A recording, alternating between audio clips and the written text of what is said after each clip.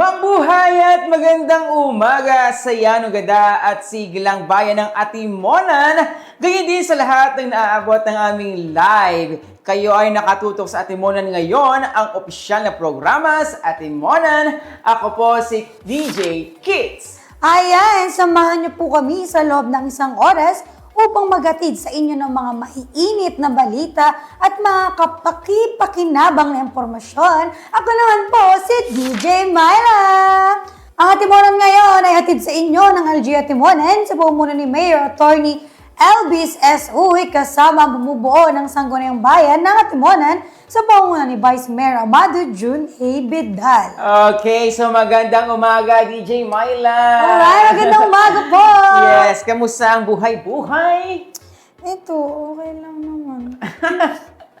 Grabe naman yung pagka-okay mo. At of course, maya-maya lamang sa segment nating Kwentong May Kwenta ay makakasama natin si Miss Jessa Oladiana, PDO2, our municipal link, upang magbigay sa atin ng mga mahalagang impormasyon tungkol sa programang pangtuwid mula sa 4 Ps.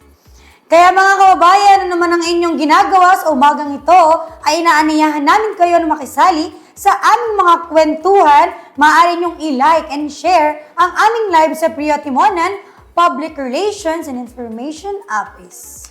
At syempre, gusto nyo bang matuto at manalo ng 500 pesos cash? Gusto ko yan, gusto ko yan, gusto ko yan. Tama! Simple lang ang inyong gagawin. Makinig, sumali at manalo sa Ang Tanong ni Ate Munang.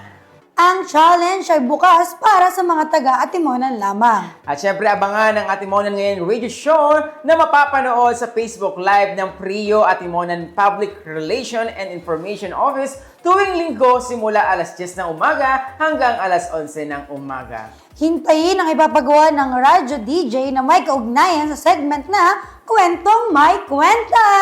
I-comment ang inyong sagot sa live ng Prio Atimonan Public Relation and Information Office kasama ang buong pangalan, tirahan at numero ng inyong telepono. Isang beses lamang maaaring magbigay ng sagot gamit ang inyong Facebook account. At syempre, bubunot ang mga DJs ng radyo sa maswerteng mananalo mula sa mga comment. Ang mapipili ay tatanggap ng 500 pesos. Makakatanggap ng text message ang nanalo para sa detalye na pag-claim ng inyong premyo. Sa pagkuha ng premyo, magdala ng valid ID na may araw ng kapanganakan at address bilang patunay na ikaw ay taga-Atimonan. Ayan, simple lang yung ating mga instruction sa mga gusto magkaroon ng 500 pesos. Ikaw ba, DJ? Gusto mo ba yun? Gusto ko yan. Gusto ko rin yun, syempre. Madali lang naman Susundan mo lang yung mga binanggit natin kanina. Of course.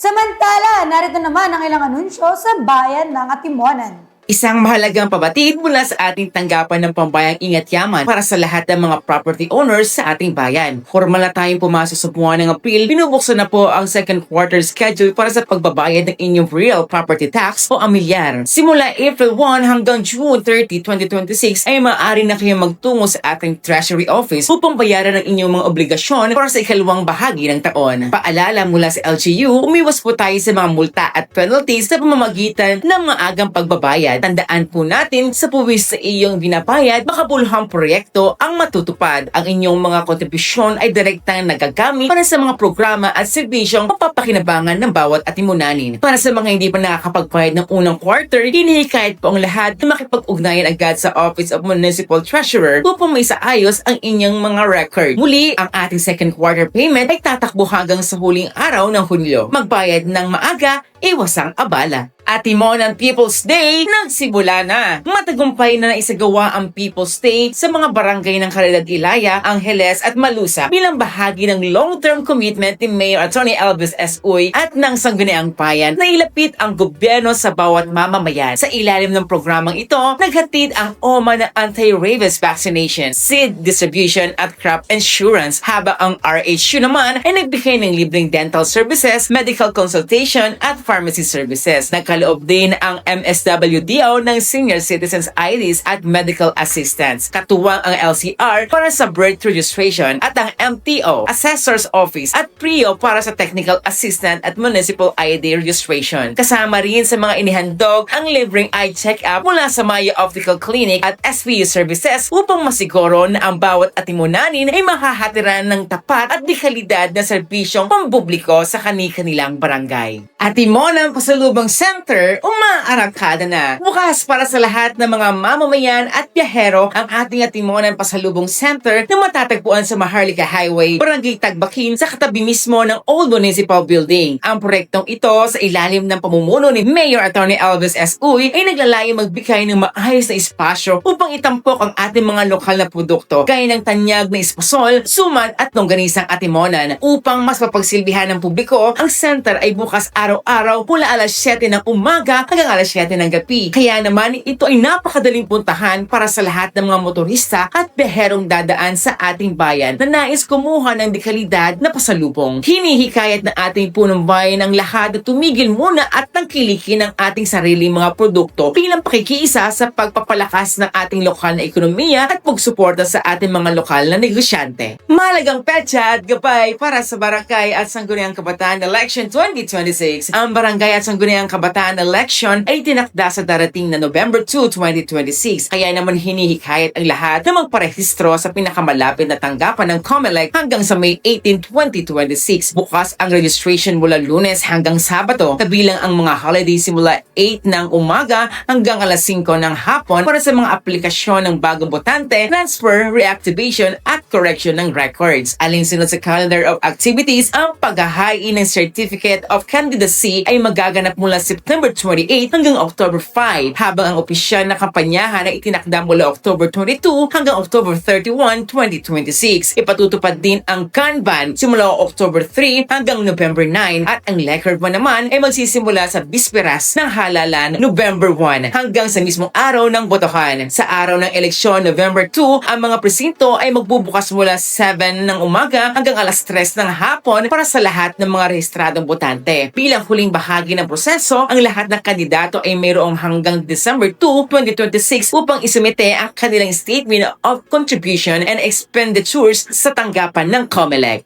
LGU Atimonan nagpatupad ng 4-day compressed working week. Alinsunod sa direktiba ng Pangulo, nilagdaan ni Mayor Atty. Elvis S. Uy ang Executive Order No. ESU 2026-014 na nagtatakda ng bagong working schedule sa pamahalaang bayan upang makatipid sa enerhiya at gastos sa operasyon. Simula noong March 9, ang mga tanggapan ay bukas na lamang mula Lunes hanggang Huwebes, simula 7 a.m. hanggang 6 p.m. habang wala namang regular na operasyon tuwing Biyernes. Gayunpaman, mananatili sa kanilang normal na schedule ang mga health personnel, emergency responders at iba pang mga frontliner services upang matiyak ang tuloy-tuloy na serbisyo para sa lahat ng atimunanin. At syempre, narito ang tanong ni Ate Munang. Makinig kayong mabuti ha. Ano ang pamagat ng Batas Republic Act No. 11310 na nagpapatibay sa purpose bilang permanenteng programa ng gobyerno? Ilagay ang inyong sagot sa comment section ng aming Facebook Live, Priya Timonan. Habang umaere ang segment, huwag kalimutang ilagay ang pamagat, pangalan, at tirahan, syempre ang numero. Tama, DJ. Sa aming pagbabalik ay pag-uusapan naman natin ang mga mahalagang impormasyon patungkol sa ating topic ngayong araw. Ang mga dapat nating malaman tungkol sa mga programang pangtuwid mula sa 4Ps. Kaya wag po kayong alis, muling mabalik ang Atimonan ngayon dito lang sa Priya Timonan Live.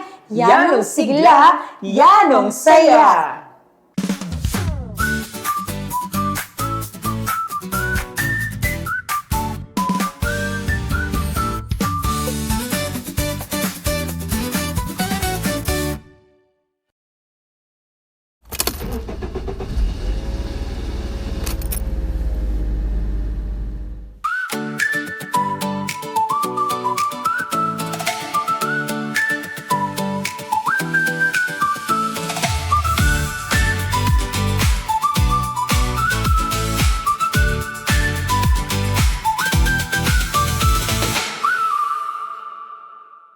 Ayan! Nagbabalik po ang Atimonan ngayon dito lang sa Priya Atimonan Live na yanong sigla, yanong saya. Para sa ating kwentong may kwenta, ngayong umaga ay kasama natin si Miss Jessa O. Lajana, PDO2 Municipal League upang magbigay sa atin ng mga mahalagang impormasyon regarding sa ating topic ngayong araw, ang mga dapat nating malaman tungkol sa programang Pangtawid mula sa 4Ps. Tama ka dyan, DJ Myla. At syempre, magandang umaga sa iyo, Ma'am Jessa. At maraming salamat sa pagbibigay mo ng panahon at oras para makapayanam ka namin ngayong umagang ito. At syempre, bago tayo magpatuloy, Ma'am Jessa, baka mayroon ka po munang nais batiin sa ating mga nanonood o kaya personal mong gustong batiin, mga katrabaho. Siguro yung mga katrabaho ko na lang. Yes. Shout out po sila, ma'am. Hello po sa mga katrabaho ko dyan sa Municipal Operation Office ng Atimonan. Ayan, shoutout po sa lahat Hello, sa inyo. good Good morning morning po. At syempre, shoutout din po sa lahat ng mga nanonood ngayong Yes, umagang correct. ito, DJ Myla. Syempre sa ating live from Priya Atimonan. Ang Atimonan ngayon na nanusaya at yanong sigla. At magsisimula na nga po tayo sa ating pagtalakay tungkol sa mga programa na ibibigay sa atin ng 4Ps. Kaya DJ Myla, ibigay mo na. Ayan, ma'am, ito po yung unang katanungan. Anong ibig sabihin ng acronym na 4Ps? Ayan, sige. Ang 4Ps po ay Pantawid Pamilyang Pilipino Program. Isa po siyang programa ng pambansang pamahalaan na nagbibigay tulong pinansyal sa mga mahihirap na pamilya. Kapalit po nito yung pagsunod nila sa kondisyon sa pang-edukasyon at kalusugan upang mas mapangalagaan pang kapakanan ng mga bata. Ayan, yun palang ibig sabihin ng 4Ps. Ito kasing 4Ps, ito nakikinig ko lang dati nung bata pa ako. Ako din eh. Diba? Yung pala yun, marami pala siyang ginagampanan sa ating community. Yes. Bilang bahagi po niya na Ma'am Jessa, sa anong ahensya ng gobyerno ang pangunahing nagpapatupad ng programang ito? Ito po ay pinangangasiwa ng Department of Social Welfare and Development. Katuwang po natin dito yung ating lokal na pamahalaan upang masiguro po nating maayos at maabot po yung ating mga beneficiaryo sa kanila pong bawat komunidad. So, lahat po talaga ng barangay dito is may Yes po. 4Ps. Mga 4Ps. Okay po. Yung Depende iba din po, baka wala.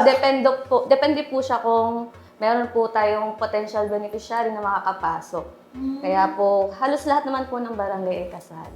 Lahat na po yun yung 42 barangay po dito sa Yes ating po, lokal meron na po. sa ating bayan. Napakahusay naman po pala. Ano po, DJ Maganda Mayla? talaga siyang programa. Naalala ko dati, konting kwento lang, DJ Kids. Pag kasi, naalala ko nun, nung sa 4Ps niya, na bawal daw sumali talaga yung may nakakaangat-angat. Oo. Ngunit, sa mga ibang barangay, dati may nakakalusot. Totoo po ba yun? Yun naman po ay depende. May mga assessment naman po kami ginagawa. Hindi naman po, akala po kasi nila porket maganda na yung bahay or ganito, talagang okay naman na yung buhay nila or ano. Pero yun po kasi depende pa rin po sa household. Meron po kami mga validation pang ginagawa. Kagaya po ngayon. Ngayon po ay meron po kaming validation ng set 14. May mga requirements po kaming hinihingi sa kanila. Ano po yung set 14, ma'am? Yung mga beneficiary natin, may bawat set silang tinatawag. Okay. Yung bagong papasok ngayon, sila po yung set 14A at D. Okay Tapos po. ngayon po, kasalukuyan, may binavalidate po kaming 69 household na set 14A pa lang po muna. May mga requirements po dong hinihingi at tinitingnan po natin kung talaga po bang kwalipikado pa po yung mga beneficiaries. Hindi po porket nagbigay sila ng requirements ngayon ay pasok na po sila agad. Madami pa po kaming mga validation na ginagawa bago pa po sila makapasok. Sila po yung tinatawag pa lang naming potential beneficiaries pa lang po. Yung mga nakalistang pangalan po sa bawat barangay. Ayan. So, Ibig sabihin talagang sumasalang talaga sa Oo. dami, ano? Sa bagay- Hindi pala ganun yung pagpili lang, ay, ako, magpapasok ako, kailangan ako maging 4Ps. Oo. Hindi pala. Oo. Hindi po. Madami po Madami. siyang kailangan. Talagang ina-assess pa po talaga yung bawat household bago pa po sila Oo. makapasok. So ayan, hindi pala hindi natin dapat tawag dito. Tawag doon, DJ Myla. Ano? Yung dapat hindi natin ginajudge based on their house, kung ano yung look o katangian ng bahay na yun, depende rin pala yun sa... Madami po. Madami. Oo. Madami talaga. Di lang po yung bayan tinitingnan, ilan sila Oo, sa ilan sa pamilya, pamilya. ilan ang nag-aaral, ilan ang may Oo. trabaho, So, mga kaya- ganong pangangailangan po. O, kaya wag ang natin i-judge yun. focus po talaga namin ay kalusugan at edukasyon ng bata. Hindi po yung, hindi Okay lang po po. sa bahay, malahatan po Lahat siya. po, lahat. Okay, so ayan. So, hindi porket malaki ang bahay ha, kami mayaman. Oo. Minsan naman Huwag po kayong yung iba, judgmental. maganda yung bahay, hindi naman kanila yung bahay, Tama nakikitira po, lang. opo. Parang mga ganun. Opo, sige. DJ Myla? Yan, ito naman po yung next question. Ano ang pamagat ng batas na Republic Act number 11310 na nagpapatibay ng 4Ps bilang permanenteng programa ng gobyerno? Yung RA 11310 po nating tinatawag, ito po yung yung batas ng programa po. Ito po ay yung sa panahon ni Rodrigo Duterte, noong April 17, 2019 po siya na isa pa batas. Kaya po siya tinawag na RA 11310. Nagpapatibay po dun sa bilang isang permanenteng programa na po nung 4Ps ng pamahan upang tuloy-tuloy po na yung tulong ng gobyerno para sa ating mga pamilyang may hirap. Okay. Ano nga po ulit ang pamagat ng Republic Act? RA 11310, Pantawid Pamilya Program, Pantawid Pamilyang Pilipino Program Act. Okay, Pangtawid Pamilyang Pilipino Program Act. So, Or yun RA ang... 11310 po namin Okay, tinatawag. so yun po yan. So, ngayon naman po, noong anong taong unang inilunsad ang 4Ps sa Pilipinas? Ito po ay nilunsad noong 2008 sa panahon pa po ni Pangulong Gloria Macapagal Arroyo. At patuloy po itong mas pinalawak pa upang mas marami pa pong pamilya ang nangangailangan ang matulungan ng programa. Panahon pa po ni... Ni Pangulong Gloria Macapagal Arroyo. Matagal na din. 2008 pa po siya. 2008 pa siya. So, matagal na po itong tumatakbo Yes po. at marami na rin po ang natulungan. Opo. Talaga. Naging batas lang po talaga siya ay nito lang pong panahon ni Pangulong Rodrigo Duterte. Nito pong April 17, 2019. Okay po. DJ Mayla, may kasunod ka pang katanungan? Yan, ano po yung pangunahing layunin ng programa para sa kalusugan at edukasyon ng mga batang Pilipino? Yung programa po natin, alayon po nitong maputol yung siklo ng kahirapan po. Yun na po yung tinatawag natin. Para po sa pamagitan po ba ng binabanggit niyo pong edukasyon at kalusugan ng mga bata, dahil po ba, yun nga po yung susi natin, na mas maayos po yung kanilang kinabukasan. Kaya talaga po ang programa po yung nagpo-focus sa education at kalusugan ng bata. At kasama rin din po dito yung pagbabago ng kanilang, yung pag-uugali o yung tinatawag po nating behavioral change na ginagawa po namin during family development session po. So, lagi niyo pong nababanggit na ito'y para lang sa bata. Itong programa po ba ito'y talagang pang bata lang po ba? Nakapokus po talaga sa pamilya pero mas Apo. nakatuon lang po siya ay sa edukasyon at kalusugan ng bata. Opo, talagang sa bata okay po. Sa bagay, totoo naman kasi yon kasi hindi naman kasi lahat nakakapag-aral, di ba, DJ Myla? So, ano pong benepisyo yung naibibigay ninyo? Ano po ba yung mga nakukuha nila dito sa 4Ps in regards po sa education? Meron po tayong conditional cash grants pong binibigay. Okay. Ito nga po yung tulong pinansyal sa mga pamilya na binibigay natin para po pandagdag tulong nga po sa kanilang pamilya, lalo po sa pag-aaral at kalusugan nila. Okay, tama. So, ayun po guys ha. Ayun nyo pong tandaan lahat ang sinabi ni Ma'am Jessa. At bago po kami magpatuloy, ay syempre, sa lahat po ng gustong manalo ng 500 pesos cash, DJ Myla, gusto mo ba ang 500 pesos cash? Siyempre naman.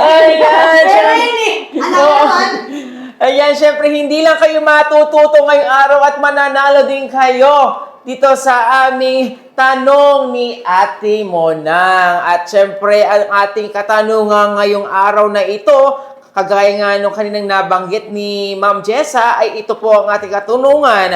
Ano ang pamagat ng batas na Republic Act number 11310 na nagpapatibay sa 4Ps bilang permanenteng programa ng gobyerno? Nabanggit na yan kanina, DJ. Yes, kaya inulit ko nga kanina para para matandaan nila. At anong dapat gawin, DJ Myla? Ito ang gagawin nyo. Ilagay ang inyong sagot sa comment section ng aming Facebook Live Trio at Iwanan. Habang ume-air ang segment, huwag kalimutang ilagay ang pamagat, pangalan at tirahan at syempre ang numero. Tama. Ayan. So, wag na wag niyo po kakaligtaan yan, ha? Hindi niyo po makiklaim ang Sayang inyong yun. premyo. Akin na yan. Grabe Sayang naman. din yun. Baka ba't ito ba sumali si Ma'am Jessa? Ang sagot ay, hindi po, ate! At syempre sa magpapatuloy po ng ating talakayan ngayong umaga, kasama pa rin po natin si Ma'am Jessa ng 4Ps. Ang ating kasunod na katanungan ay, ilang porsyento ang kailangang attendance ng mga bata sa paaralan buwan-buwan upang hindi maputol ang kanilang educational grant?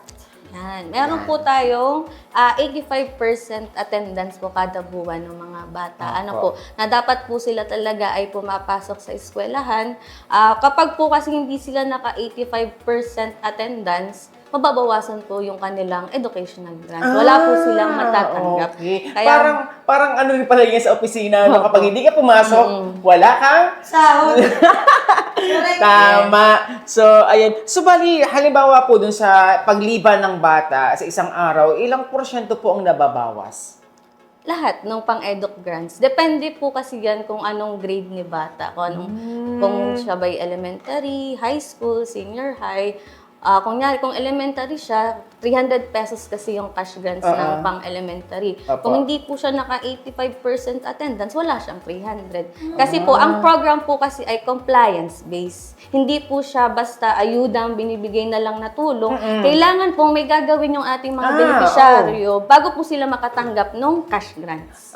Bali, ito pong 85% na to is buong taon o sa isang buwan lang Sa isang po? buwan lang. Sa isang buwan. Kaya po, para matiyak natin na talagang pumapasok yung mga bata, Okay talagang po. nagpuprosiging So, paano yun po monitor yon na sila po yung 85% na nakakapasok? Yan. Mayroon po tayong kapartner natin, lalo na po yung sa mga school natin. Meron po tayong binababang mga CB forms na nilalagyan po, sinasagutan po yun ng mga teachers Apo. nila. Kung sinashadan po nila, kunyari po, hindi siya naka 85% attendance, sinashadan po nila yun. Ibig sabihin, hindi siya naka 85%. Tapos kung compliant naman, di wala po. Kaya kita po namin, kapag po na-retrieve po ng aming SWA, yung forms, ay di ini-encode po namin, nakikita namin, sino yung mga batang mga hindi naka 85% attendance. Then sa bahagi po namin, as municipal link, nakikita din naman po namin, yun po, ginagawan po namin ng intervention din, bakit hindi napasok si bata? Pinupuntahan din po namin sila sa kanilang mga tahanan o tinatanong yung magulang, anong nangyari kay bata? Bakit hindi nakakapasok? Mga ganun po. O kunyari, nagkasakit ba? Or talaga bang napabarkada? O kung ano mang dahilan po ni bata, nalalaman namin, nagagawan po namin ng intervention. Para pang mas mag-itulong pa namin sa pamilya para talagang mapag-focusan po yung pag-aaral. Okay. Nabanggit niyo po kinina kung ano po kung ang dahilan po ng pagliban na ay nagkaroon ng karamdaman o kaya nasangko sa isang aksidente, yung po ba ay exempted po ba yun? Pero dapat po sa bahagi din po ba nung sa guro nila, nasasabi po na ganun po. Minsan po kasi may magulang na basta na lang uma-absent yung bata, hindi nasasabing may sakit pala or kung anong nangyari sa bata. Kaya nasashaden sila. Pero pwede naman nila po, kung talaga mababalidate po na talaga namang Nagkasakit. pwede naman po namin matanong kung talagang dahilan, kung talagang napatunayan, di pwede naman po. Okay po. So, ayun na. So, okay na ba sa iyo, DJ Myla? Oo naman. So, tama naman kasi yun. Kasi ito ang dami kasi nating nababasa sa social media na itong mga klaseng programa daw, mas ginagawa pala daw nating tamad yung tao. So, kumbaga nga ay bigay lang tayo ng benepisyo na wala naman silang ipinapalit. Yung pala ay meron, kagaya nga po yung tama naman kasi yun, di ba? Opo. Para din naman yun sa mga bata yung magkaroon sila ng sapat na edukasyon, kaalaman. So ayun, kailangan kasi yung attendance kasi nagmamatter kasi yun halimbawa, nakaligtaan mo yung isang subject na yun, which is kailangan talagang malaman. So in return, kailangan yun yung magawa ng bata. Para naman yung sa sarili nila, para mas mag-grow pa sila. Tapos, syempre, katulong ang ating 4Ps. Tama po. Ano, Ma'am Jessa? Ayan, tama. So, DJ Myla? Yan, ito po yung next na question. Sa mga batang may edad na 0 to 5 years old, ano ang mga serbisyong pangkalusugan na dapat nilang makuha ng regular? Ayan. Para naman po sa mga 0 to 5 na bata, kailangan po silang regular na nagpapacheck up sa mga center po natin. Ano po, dapat po sila ay may bakuna at nagpapadiworm upang masiguro din po nating malusog yung mga bata at maayos yung kanilang paglaki. Kaya po talagang, lalo po yung early years na, kaya napakahalaga po talaga na sila po ay nagpapacheck up. Yung mga 0 to 5 natin. Bukod pa po yung EDUC, yun nga po sa kalusugan naman, sa mga 0 to 5, meron din po na cash grants para sa kanila. Paano po sila nakakasali din sa purpose ng mga ganito pong edad? 0 to 5? Ganun? Magpapasa po doon po sa household, di ba kung meron po silang anak na 0 to 5, o kaya kunyari nagbuntis si nanay, nagpapasa po sila or nag-update sa amin ng health cert na pinapapirmahan po nila sa mga midwife natin. Nakatunayan talagang yung bata ay doon nga po napapacheck up yung bata para po na-monitor po doon kung saan po silang center. Meron din, kagaya po nung sa Edo kaninang nabanggit ko po, meron din po kaming CV forms para po doon. Ano po na binibigay para sa ating mga midwife, para po na ma-monitor din nila kung talaga po bang napunta doon yung mga bata, dinadala po ng magulang, na nagpapacheck up po talaga, buwan-buwan din po. Okay po. So, Maganda kasi lahat ng program is meron siyang CV na po ba? CV forms, F1. Talagang na ano nila, Monitor. monitor po talaga. Ano mo? Yan. Yung mga iba dyan, huwag kayo magagalit pala naman. oo, kasi masyado kayong maisip. Akala nyo kasi nalalaman kayo. Hindi pala kayo nilalamangan. Aray ko. Oo. Ayan. So, sa pagpapatuloy po ng ating katanungan, ma'am, para sa mga buntis na beneficiary, bakit mahalaga ang pagpunta ng health center para prenatal at postnatal care? Mahalaga po ito, upang maiwasan yung komplikasyon po dun sa ina at masigurong ligtas po yung kanilang magiging anak at para po at bago at pagkatapos po silang manganak. Kaya talagang napakahalaga po na lagi din po silang nagpapa-check up. Kakibat po nun yung ating first 1,000 days po natin. Meron din po sa program na dinagdag po sila na F1KD po namin tinatawag. Ano pong nasasako po? F1KD po ay first 1,000 days po. Kabilang po doon yung buntis at saka 0 to 2 na bata. Bukod pa po yung 0 to 5 kanina. Ito po ay dagdag pa na cash grants para doon. Bukod pa po yun. Magpabuntis ka na. Marami ka palang benefits. Benefits na makukuha, DJ Mayla. Naman.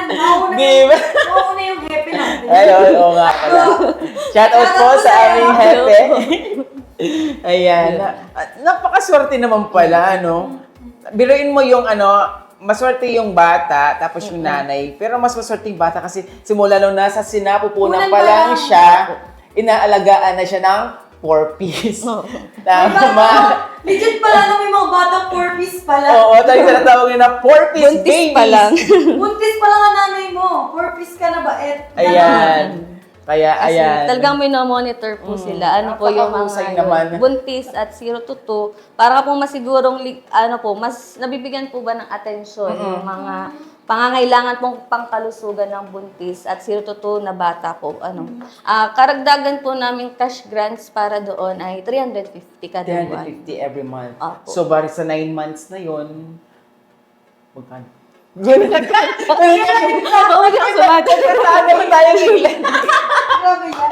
So, ayan. So, Ito pa naman, may clarify lang po. Kasi, doon po ba sa first 100, Yung F1KD. yun po ba, ano po mga requirement nun? Tsaka, paano po nalalaman ng mga ibang buntis sa mga barabarangay? Sino pong nagbibigay ng information? Sa bahagi din namin, binabanggit naman namin sa kanila. Nagkameron po nitong F1KD, kung sino po yung mga buntis, di po mag-update din sila ng health cert sa amin. Kung saan po sila nagpapacheck. Talaga po meron sila nung parang tinatawag nilang mama book ba yun? Na buntis sila. At saka yung under 5 na book para sa mga 0 to 5 na talagang yung bata ay nagpapacheck up. Meron din kaming bukod na CV forms para doon. Di ba kanina, EDO, Oo. tapos 0 to 5. F1K, di ba may bukod din kaming forms para okay. doon. Kasi monitoring din talaga. Opo. Okay, ayan po ha. So, Ayan, malito. siguro naman mga kababayan, malinaw na sa inyo yun. Kasi di ba, may nabasa kasi ako ng comment sa post natin na bakit daw hindi sinabi. Kaya tinanong ko muna sa'yo kanina kung nabigyan ba ng impormasyon yung mga bawat barangay. Ay, Po, oo. kasi kami naman po bilang municipal link, buwan-buwan naman po kami bumababa Ayan. sa area.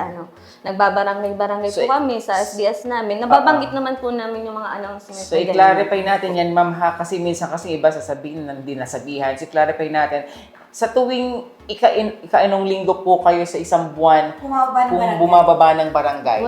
Wala pang specific. kasi depende kasi sa mga activities din namin. Activities, okay po. Basta may na-announce kami bago naman or Ilang mga araw po week yung before. pagitan bago po? Mga kayo- siguro mga 1 week before, nag-announce kami. Kailan yung mga date? May okay mga po. nakalatag na kami kung kailan kami bababa. If ever Okay. man may conflict na biglaan kaming meeting, sinasabihan naman namin agad na nai-reschedule naman namin yung mga schedule.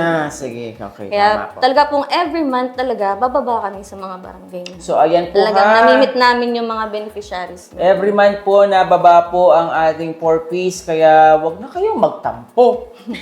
Kayo naman na magkusa-kusa na pong pumunta dun sa pa-meeting nila. Hindi. At syempre, dun sa, din sa ating mga, ano ba tawag po dun sa kapag mga nag-a-announce po sa pa-meeting ninyo? Yung mga katuwang po ninyo, mayroon po ba kayo? O sa mismong barangay na po manggagaling? Yung announcement po namin. Bukod po doon, sinasabi din po namin sa barangay. Na pag Tapos okay, sila, kami sila na po ang kinakabit. magpapakalat nun. Nagpapakalat din sila, bukod pa po yun sa amin. Ah, Kaya okay po, po. hindi lang po gan sa amin, talagang nahingi kami ng tulong sa mga, kagaya din po nung sabi nga po ng validation, meron po kami binigay sa kanilang for posting ng mga pangalan. Nakipag-coordinate po kami sa kapitan ng barangay. Opo. Then nakalagay po sa kanila, bukod pa po yung announcement namin sa mga bawat barangay na. Kaya So, talagang ayan. pinapa-inform Doble-doble namin na, ha? yung mga venue. Ayan. So, DJ Mayla. Yan, ito po yung next na tanong. Ano ang tawag sa buwan ng session o pagtitipon kung saan tinuturuan ng mga magulang tungkol sa pag-aalaga ng anak at pakikilahok sa komunidad? Yan, nabanggit ko na din yan, ma'am, kanina. Ano yung sinasabi ko pong family development, Family session. development session. Yun na nga po yung buwanan naming pagbaba sa area. Ano po, ito po yung session na may topic po kami kada buwan na iba-iba. Iba't iba po siyang topic na tinuturuan po yung ating mga magulang. Ano po, tungkol po sa mga responsableng pagiging magulang, sa kalusugan din, yung Opo. mga sa bata nga po, paano alagaan, tulad din kahit sa mga water, sanitation, hygiene, kasama din po pati po yung mga financial literacy natin. Ano po. At saka din po, para po mapalakas yung kakayahan nga din po ng ating mga pamilya at kaalaman din nila. Iba-iba po siyang topic na binababa sa amin. Kada buwan po ay magkakaiba po ang topic. Depende po sa bawat session kung kung kunyari, ngayong buwan ay financial literacy, Opo. next month ay kunyari kaduktong pa din niya, tapos next month ay about naman sa health, mga ganong bagay po. Iba-iba. Tungkol pa rin po sa pamilya, kung paano pa po sila matutulungan. Mayroon po akong katanungan. Di ba po na nagbibigay po kayo ng yung family, development session? Meron po bang, nagmamatter po ba, halimbawa yung isang pamilya is hindi nakasunod dun sa ginawa ninyong programa, na nakakaano po ba yun, nakakabawasan po ba yun sa kanilang magiging benepisyo? Halimbawa po, itong isang magulang, nakaligtaan niya na ipacheck ang kanyang anak, mayroon po ba yung kakulangan sa kanilang Yes po. benepisyo po? Magiging kakulangan po ba yun sa kanilang benepisyo na makukuha? Yes po. Okay. Kasi sabi ko nga po kanina, tayo po ay compliance-based. Kapag may hindi po sila sinunod sa ating kondisyon ng programa, mababawasan po yung kanilang cash grants na matatanggap. Ayan. Depende po kung saan sila.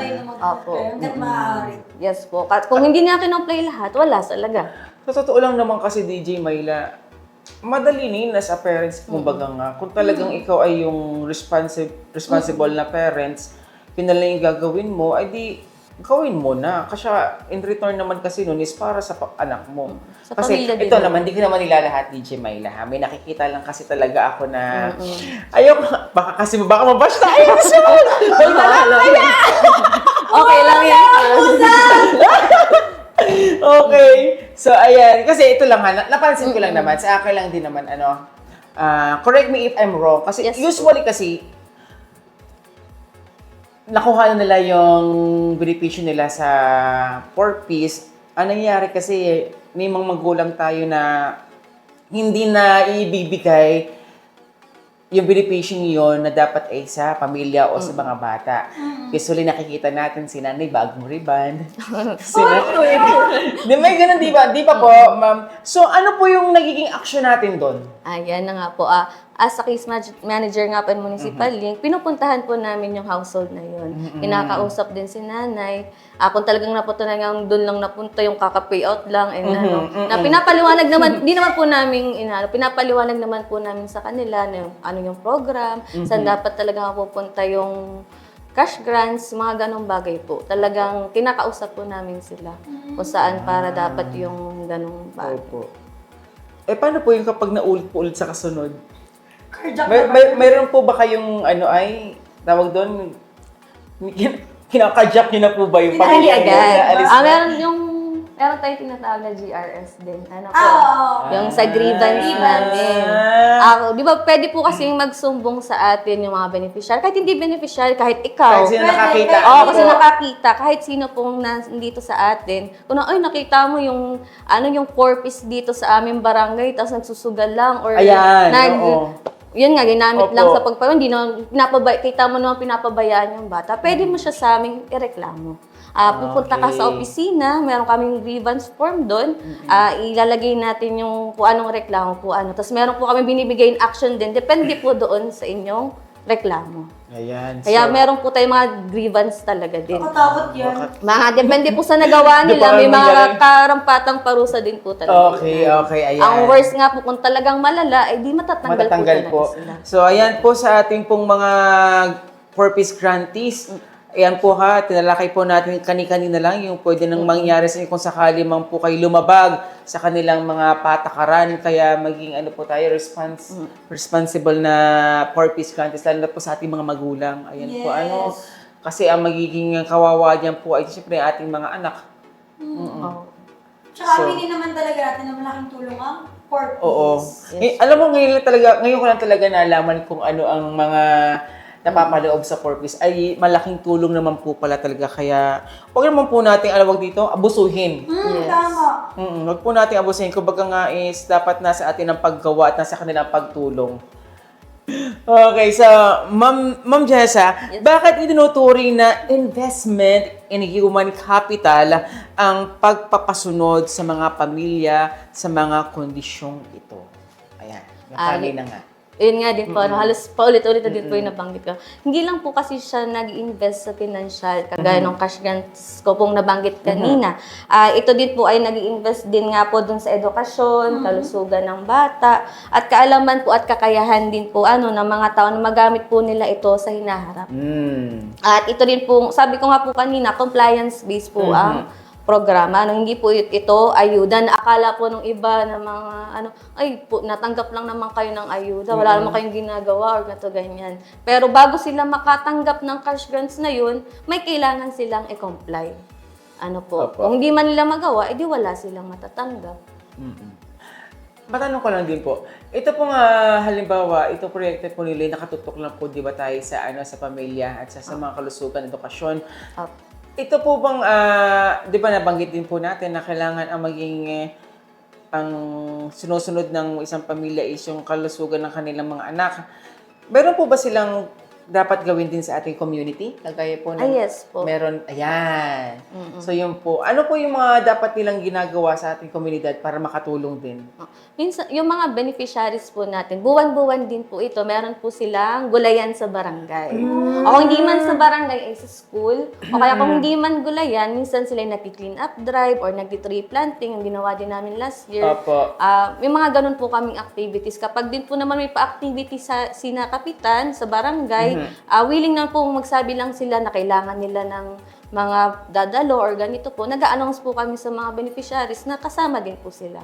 Okay. Parang bigay tulong na rin po nila yun sa ating community. Ayan, tama. Kasi tama naman kasi. Huwag naman tayong tanggap ng tanggap. Tayo naman ay magsukli din sa ating pamayanan at sa ating komunidad na sinasamahan. So, tama naman yun. At ayun, sa pagpapatuloy po, bago po tayo magpatuloy sa ating talakayan ngayong umaga, ay magbibigay lang po muna kami ng konting announcement. At syempre, i-announce po namin ang ating napakaganda at napakasayang Ate Moment! Ayan! Sino nga ba ang ating mga best friend? Of course, pinapaunahan ni Best Friend Jomar! Best friend Juju! Ay, si Best Friend Yen! Ayan, sa programang ito ay talaga naman kayo ay matutuwa at mabubusog sa kanilang travel vlog kung saan ipapakita ang iba't ibang kultura, tourist destination, at mga local delicacies. Yan. Yes. Hoy, mga kababayan, please follow and share. Yes, follow and share po. Ang page na Ate Moment. At syempre, promote ko na din ang aking susunod, ang aking magiging segment. May program. Ayan, which is that To Connect. Ito naman, To Connect na po ito is a podcast, local podcast na kung saan po ay ipapakita natin na ang iba't ibang kwento ng mga tao na pwedeng maging inspirasyon sa bawat atimonan. Yes. Atimonanin. Excited na ako dyan. Yes, exactly. Ako din. Makikilala po natin yung mga tao na from zero to paldo. Yan! Ayan. Gusto ko yan! Yan. Sir, yung may mga ganang kaming success Mayroon story. ayan, pwede natin Pwede ano yan. Pwede Madami natin- kaming mga beneficiary talagang mahirap noon, nakapagpatapos. Ayan, Talagang, yan ang hinahanap may natin, mga nabago ma'am. talaga sa buhay Talagang, nila. ayan, maganda pala yan. Thank you so much, ma'am. At nabigyan mo kami ng na pwede naming maging a guest Yes. sa mga susunod na segment. At sa pagpapatuloy nga po ng ating programa ay inuulit po muna natin ano nga ba ang tanong ni Ate Mona ngayong araw na ito. At ang katanungan ay, ano ang pamagat ng batas Republic Act number 11310 na nagpapatibay sa 4Ps bilang permanenteng programa ng gobyerno? Ayan, ilagay ang inyong sagot sa comment section ng aming Facebook Live.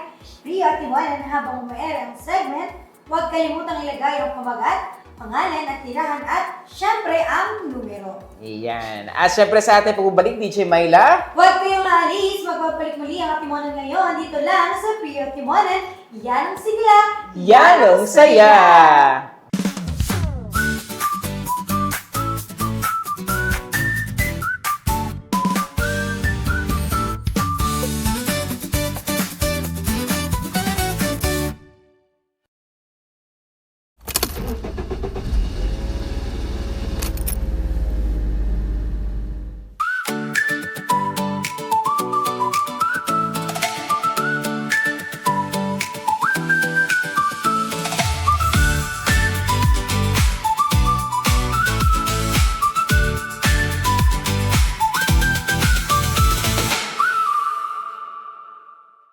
Samantala, ito naman po ang ating updates o mga kaganapan sa bayan ng Atimonan sa nagdaan na araw. Isang mahalagang pabatid mula sa ating tanggapan ng pambayang Ingat Yaman para sa lahat ng mga property owners sa ating bayan. Formal na tayong pumasok sa buwan ng April, binubuksan na po ang second quarter schedule para sa pagbabayad ng inyong real property tax o amilyar. Simula April 1 hanggang June 30, 2026 ay maaari na kayong magtungo sa ating Treasury Office upang bayaran ang inyong mga obligasyon para sa ikalawang bahagi ng taon. Paalala mula sa LGU, umiwas po tayo sa mga multa at penalties sa pamamagitan ng maagang pagbabayad. Tandaan po natin sa puwis sa iyong binabayad, makabuluhang proyekto ang matutupad. Ang inyong mga kontribusyon ay direktang nagagamit para sa mga programa at serbisyong mapapakinabangan ng bawat atimunanin. Para sa mga hindi pa nakakapagbayad ng unang quarter, hinihikayat po ang lahat na makipag-ugnayan agad sa Office of Municipal Treasurer upang may saayos ang inyong mga record. Muli, ang ating second quarter payment ay tatakbo hanggang sa huling araw ng Hulyo. Magbayad ng maaga,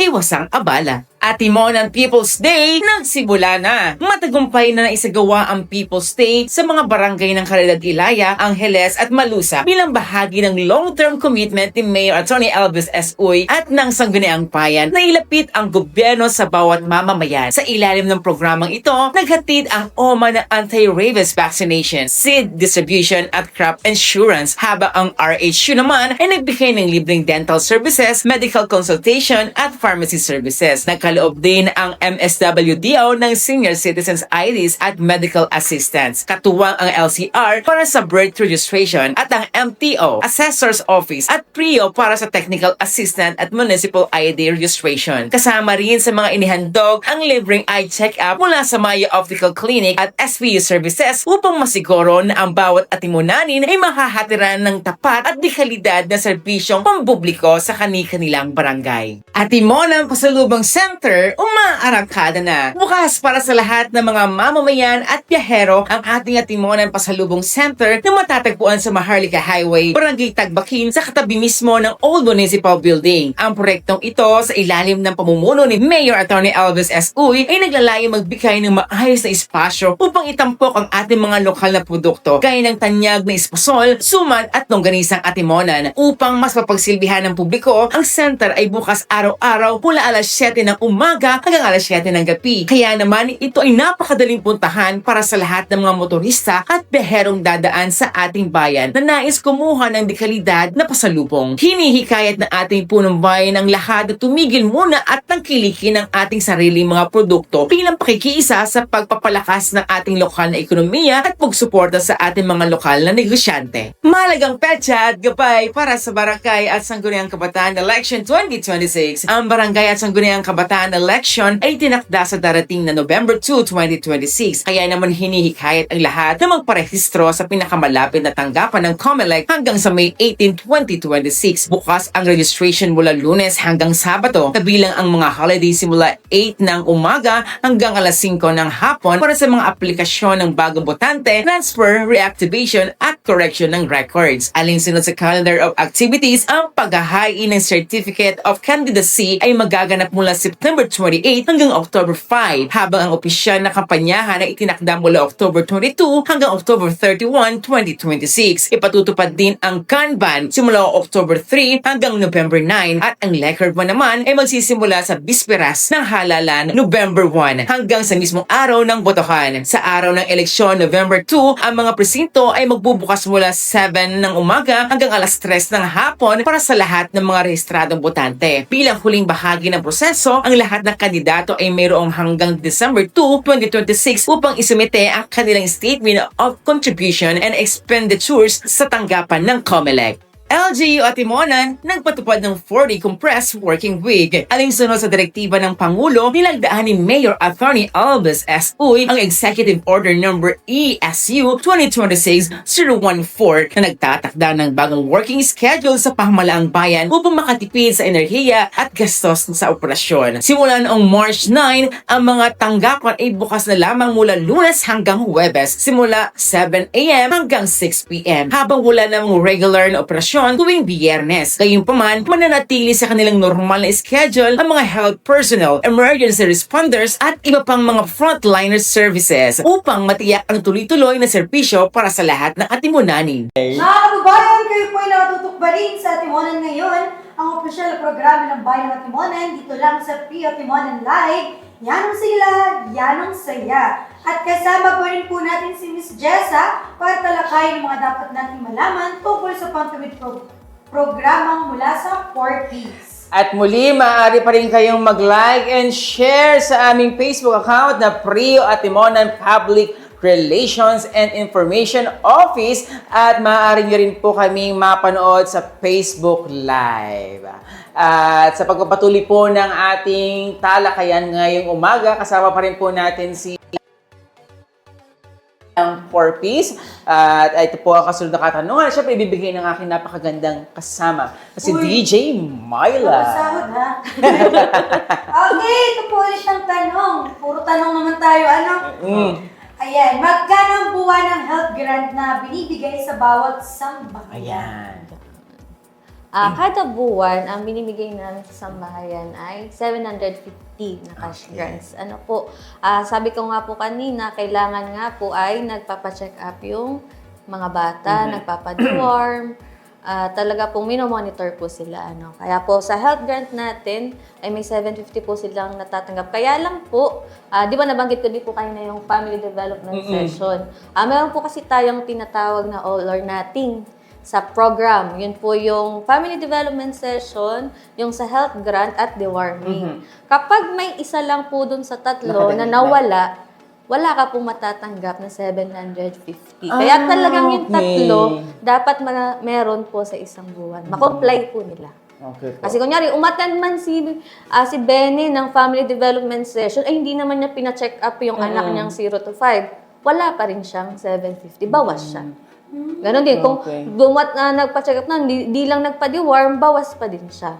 Okay, nagpa-check up naman si Benny pero absent sa family development session namin, bawas pa din po. Kaya po siya all or nothing, mawala lang po yung isa sa tatlo, wala ka pong matatanggap na health grant. Aray. Kaya talaga, Or Miss kailangan. Akin eh. Ako yun. Oo, tama Para naman yun. sa anak din Para naman naman yun. sa kanila rin yun eh. Tatamating ka pa para sa anak mo yun. Diba? At saka ito ma'am, yung 700 at 750 nga po, Yes, kasama na po din sa educational. Bukod pa po yung Okay, health sa grant. case. Sa health lang. Wait Sa lang, health parang lang gusto po. mag-apply sa 4-piece. Pwede pa po ba ako, ma'am? Doon sa 750 na yung kasama rin po yung pregnant. Yung Tapos yung F1K, Oo po. hindi pa. Magkaiba Bukod. pa rin. Magkaiba. Okay.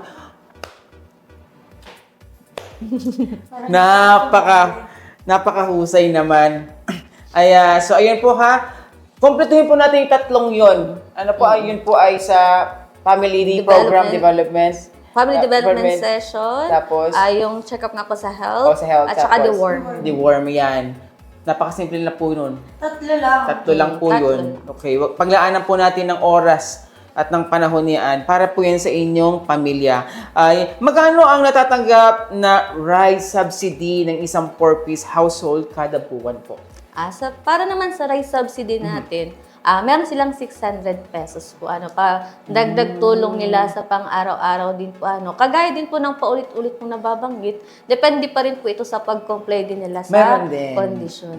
Po. Kung- Kasi kung meron po kasi kung hindi ka nag-comply sa health, sa edu, wala ka din matatanggap na rice subsidy. Okay. Kasi siya'y pandagdag din talaga. Opo. Para po sa pagkain ng pamilya. At ito din po nga ay nakabase kung paano po silang mag-comply din sa program. Ibig sabihin po talagang totally alis po yung yung subsidy na yan kapag nakaligtaan yung isa o babawasan lang po? All or nothing po talaga Dun sa health. doon sa health. Opo, Pero doon bawas sa, siya. sa rice subsidy po? Kapag yung parehas wala. Okay. Kaya lang kasi, yung, alimutan ko banggitin kanina, yung grants kasi natin, may period kasi kaming tinatawag bago nila matanggap. Every 2 months po kasi siya. Ang P1 natin, January, February, March, April, May, June, July, August, September, October, November, December. Kapag po sila natanggap ng grants, 2 months. Yung period 1 natin. Ganon po, So, Kaya bali- 2 months, 2 months. Kaya times 2 siya. Times, ayun. Kaya kung may 750 ka, edi times 2 mo yun, tapos may raise subsidy ka, 600, 1 to din. Depende pa sa edo. Kunyari, 3 yung minomonitor mo na bata. Kunyari, may elementary ka, high school, senior high. Depende pa din kasi yung cash 300 grants po din. yun, ano po? Kapag sa elementary, 300, high school is 500, at 700 kapag senior high. Gusto ko na ulit pag-aral. Mama, Papa, babalik na ulit ako sa pag-aaral. Grabe. Nakakalula ang tulong na nabibigay ng 4-piece. Kaya naman, wag na... Kasi yun na lang yung gagawin nila. Wag na lang katamaran. Mag-comply na lang mag-comply. Ayan po ha. Para naman po yun sa inyo. Okay. DJ. Ito po.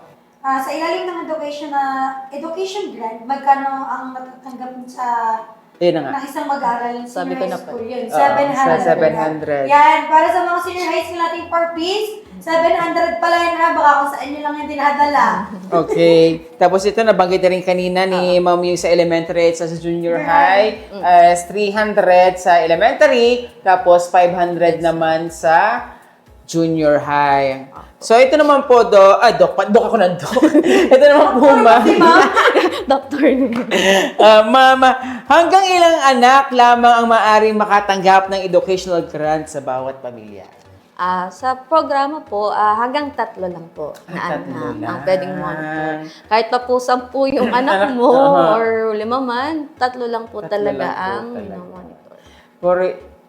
ang pag-monitor po ba ninyo na hanggang sa college po ba o sa senior high? Hindi po. Hanggang senior high na po. Senior. 0 to 18. 0 to 8 hanggang 18. 0 to 18 years old. Apo. Ay, if ever naman po na matapos na po itong isang anak natin na 0 to 18, pwede po silang mag-apply ulit para naman sa kasunod? O yung tatlo lang po Yung yun tatlo talaga? lang talaga. Okay. Tatlo Hindi pala lang. siya continuous. Hindi porket madami anak mo, ipalit mo ng ipalit. Oo, baka naman ganyan Hanggang gawin niyo tatlo ha, lang. bawal Okay, na po, bawal ha? yun ha. Kayo namang anak ng anak, akala nyo kahit may Wala. portis Tatlo Ayan. lang po talaga. Tatlo lang talaga po. Okay. Pero yung nabanggit nyo nga din po, dagdag ko na lang din. Ano po, kapag naman sila ay graduate ng senior high, may mga referral naman po tayo, ano yung sa Unipass natin, ng mga scholarship. Kasi hindi na nga po natin sakop yun. Kaya po napag-partner tayo sa iba't ibang ahensya na pwede pang tulong sa kanila. Okay. Kaya po yung referral po sa scholarship ay malaking bagay din naman Opo, po. malaking bagay yan. Oo, thank you rin sa Unipass, di ba? Di ba, Unipass kami? Kami ma, batang Unipass Oo, kami. parang Unipass din Totoo po. siya. Malaking Talagang tulong talaga. natanggap na, sa amin sa school namin talagang natanggap namin siya ng buo. Walang labis, walang kulang. Okay. Kaya talagang mag-a-apply sila doon. Opo. So, malaking bagay din kasi yun eh. Kaso nga lang, parang nabawasan ngayon yung grant ng Unipass. Ano Unipass? So, laking bagay pa din. Malaking lagi pa rin. Bawasan, madagdagan. Inabot namin, ma'am, 60K. Malaki din. Di ba, 30-30 per namin. Talagang nakuha namin ng buo. Diba? So, Ang galing din. pag-aaral. I love you guys. Dagdag pa Ano ng lang? ano din, makatapos ka ng college. So ayan po, so bago po tayo magpatuloy sa ating talakayan ay sa dito po namin pinuputol muna ang ating pag-send ng inyong mga sagot sa ating tanong ni Ate Munang. At mamaya-maya lamang ay amin ang ibibigay kung sino ang nanalo. Okay. Sino kaya ang mabubunot? Sana all. Sana all na lang. Sana all may 500 instant. Kaya. At kaya nga po ay ngayon naman ay atin ang ipagpapatuloy ang ating talakayan tungkol po sa mga programa at benepisyong ibibigay ng 4Ps. Sino ang mga kinatawan ng DSWD sa ating bayan na municipal link na maaari ninyong kausapin o puntahan para sa inyong mga katanungan o reklamo tungkol sa 4Ps po? Yung maaari pong Oo, lapitan sa pwede amin. maaari Kami pong lang po lapitan. mga municipal link or yung SWA namin. Maaari lang po silang pumunta sa ating opisina. Ano po, ang opisina po natin ay nasa Atimonan National Agency Center. Pwede po silang magsadya doon. Kung meron man silang reklamo or i-report na kung ano man or tanong tungkol sa program, pwede po silang magsadya doon. Ano po, at sasagutin naman po namin kung ano man po yung kanilang mga katanungan. So parang sa ano din natin kasunod na katanungan, syempre yung DJ Myla. Ayan, saan matatagpo ng opisina ng DSWD o Municipal Action Team dito sa Timonan para sa mga usaping may kaugnay sa inyong membership naman po. Yun din, nabanggit ko, Yun din. nasa ating mga national agencies. Ayan, malapit yun mga kababayan sa si Bay Park. Opo. Second floor po ang kanilang opisina. Pagka napakakat ninyo, ayun na kagad Yun sila. Nakalagay Makikita naman na. dun. Sa kasunod nating katanungan, ano ang tawag sa sistema o grievance redress mechanism na ginagamit kung may gustong ireklamo o itama sa listahan ng mga benepisyaryo? Yun nga po yung din nabanggit ko na kanina. Sa amin po ay GRS ang tawag. GRS. Grievance Redress System po. Ano po. Okay. Ayun na nga po yung nabanggit ko kayo na kapag po may, kunyari man po ikaw yung na may kanina. i-report ka, pwede ka po magsadya sa opisina. May form po kami doon about pang-grievance. Pwede sasagutan po doon kung ano man po yung inireklamo nyo po. Meron, babanggitin po namin kung paano namin na-actionan, anong magagawa namin tungkol doon. Kasi depende po kasi sa binigay nyo pong reklamo eh. Binavalidate din pa kasi po yun. Madami din po siyang proseso, depende po doon. Kaya po, maaari po kayo magsadya sa amin. I-report nyo po yun at action na naman po namin sa amin. Okay. Tama yun. Para hindi tayo maabuso. Opo. Lahat po ng reklamo, concerns, kahit suggestions nyo po sa amin, pwede naman Pwede. po. Okay. Lahat po. Kahit po hindi 4Ps ang magsumbong, sabi ko nga po, kahit sino. Kahit sino. Basta may nakikita kayong kung ano. Kaya, Kaya sa mga may tropa ko, may purpose dyan ako sinasabi ko talaga sa inyo. makita ko talagang tuwid ang buhok ninyo pagkakuha ng benepisyo. Tsaka bagong mails kayo, tsaka bagong... Bilit, ano po? Bongga! Nauna pa ano. Tapos sasabihin na naman, DJ Myla, Bes, nasan ka? Tapos mag-reply na sa bahay. Tara dito sa bahay, jamming tayo, bagong kubra. Uy! Mali. Maling-mali yun, Okay. ha? Maling-mali, mga ganun ha. Maling-mali, wag yung paparisan yung mga ganyang klase ng tao. Okay, DJ Myla? Ito naman po yung next question. Ayon sa datos, ano ang isa sa pinakamalaking tagumpay ng 4-piece pagdating sa bilang ng mga pamilyang naiangat sa kahirapan? Yung sa isang, yung isa lang po. Or kahit ano lang. Kahit yung ano na lang po. Pwede ulit. Sige na po. Sige po. Isa po sa pinakamalaking tagumpay nito po, ano po, ng pagtaas ng bilang ng batang nag-aaral, kasi nga po focus tayo sa education, at yung nag-improve nga po yung kalusugan, yung mga dating hindi nagpapa-check up, may mga libre naman tayong check up, gamot, natututunan din po nila. Hindi tuwing may sakit lang, Tama. kasi yung iba kasi gano'n pag nagkasakit lang, saka lang sila pupunta ng mga center, lalapit, or kung ano man. Pero nito po, natututunan nila yun. Improve po yung kalusugan nila ng pamilyang beneficiary natin. Kasama rin po dito yung taon na nating pagkilala din po sa mga gumagraduate natin. Ano yung tinatawag po nating Pugay Tagumpay taon. opo. Sila po ay yung mga, madami po kasing dahilan din kung bakit sila na-graduate. Ano po, maaari pong wala na silang 0 to 18 na pwedeng i-monitor, kaya sila na-graduate, or nag-level 3 po sila doon sa Sweden natin. Ano po. Kaya po sila ay gagraduate na. Gagraduate na. So, yun po ay end of contract na natatawag, Opo. diba? Ano? Okay. Graduate na po Nakakatuwa sila. naman yan. At least meron tayong natulungang isang pamilya. Diba? So, bilang bahagi po ng katanungan ni DJ Myla, can you give us an example po ng mga taong natulungan ninyo na from zero hanggang sa naging matagumpay na tao po siya? Do you have any example po na kwento po na dito po nangyari sa bayan ng ating mga nanay? Isa po dun ay si Sir Don Zai Frank Villadera. Isa po siyang monitored child natin. Na-imbitahan din po namin siya last year dun sa Pugay Tagumpay para maging speaker. Nagbahagi din po siya ng buhay nila din bilang 4-piece. Nagsimula din po sila sa mahirap hanggang sa nakapagtapos siya ng edukasyon. Nakagraduate siya ng education. At tapos ngayon po, kahit graduate na siya, nag-aaral pa din siya ng law. Gusto niya mag-abogado. Kaya parang yung kwento din niya ay napaka-inspiring din po. Ano yung talagang walang-wala sila. Natulong siya sa pagkakupra dati, sa pamilya, kasi talagang yun lang yung pinagkakabuhayan nila. Pero kahit na gano'n, ang daming nangyari sa buhay niya, talagang pinursige niyang mag-aral. At nakatapos siya ngayon. Tapos isa pa doon, yung Castillo family. Yun naman ay taga Malinaw, Ilaya, na ating beneficiary din. Meron siyang 5 anak. 4 doon ay graduate na ng college, nakapagpatapos siya. 2 engineer at 2 IT.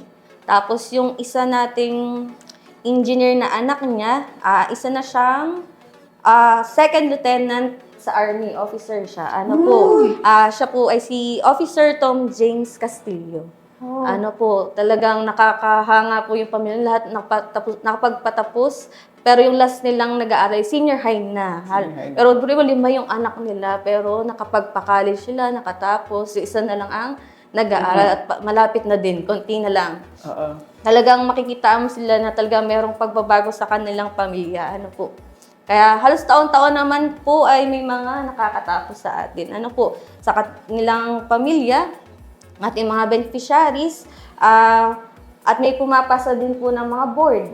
Taon-taon din po, madami po tayong naitala na pumapasa ng board, nakakagraduate talaga ng college. Yung mga nating monitored children, talagang nakakatapos sila. Tapos ngayon po ay may mga magaganda ng trabaho.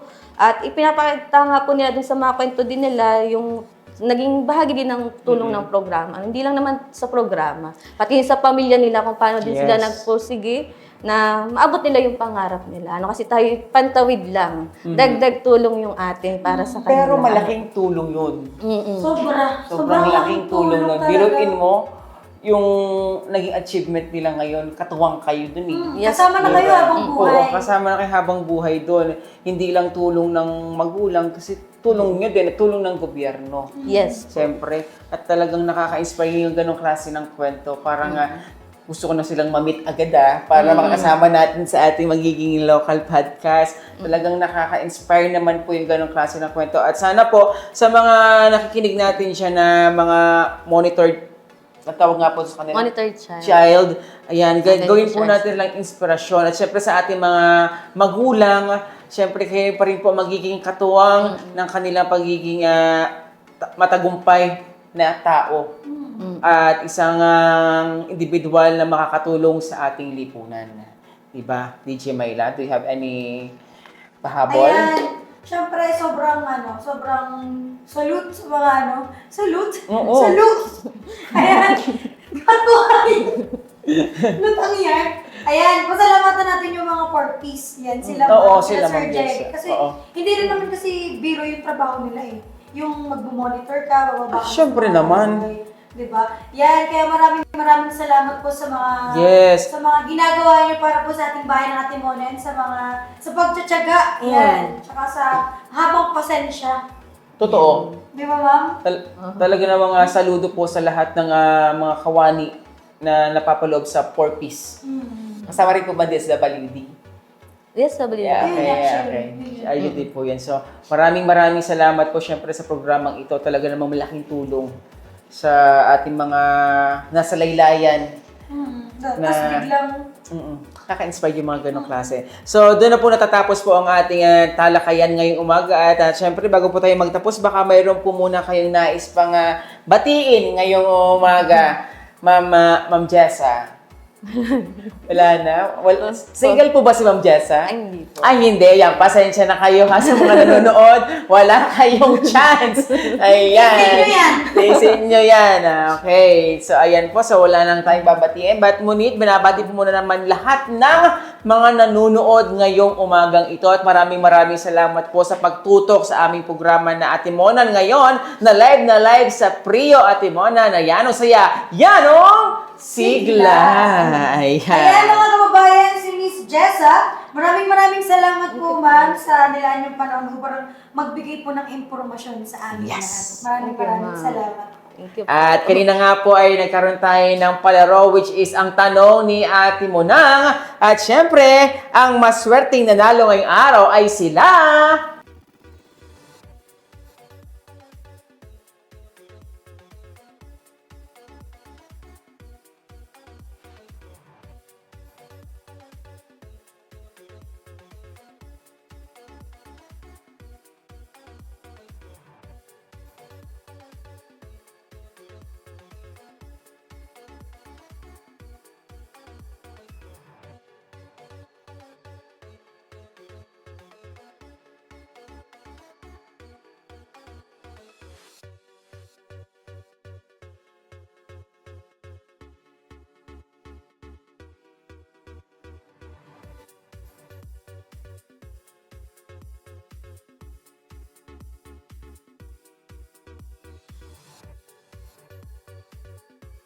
Kaya muli po tayo magsama-sama sa susunod na linggo mula alas 10 hanggang alas 11 ng umaga. Dito lang sa Atimonan ngayon, live na Yanong Saya, Yanong Sigla.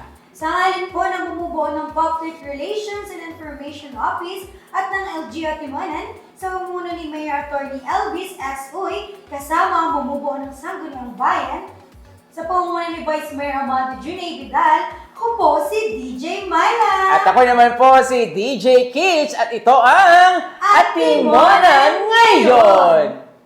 Atimonan ngayon, tinig ng bawat Atimonanin. Atimonan ngayon.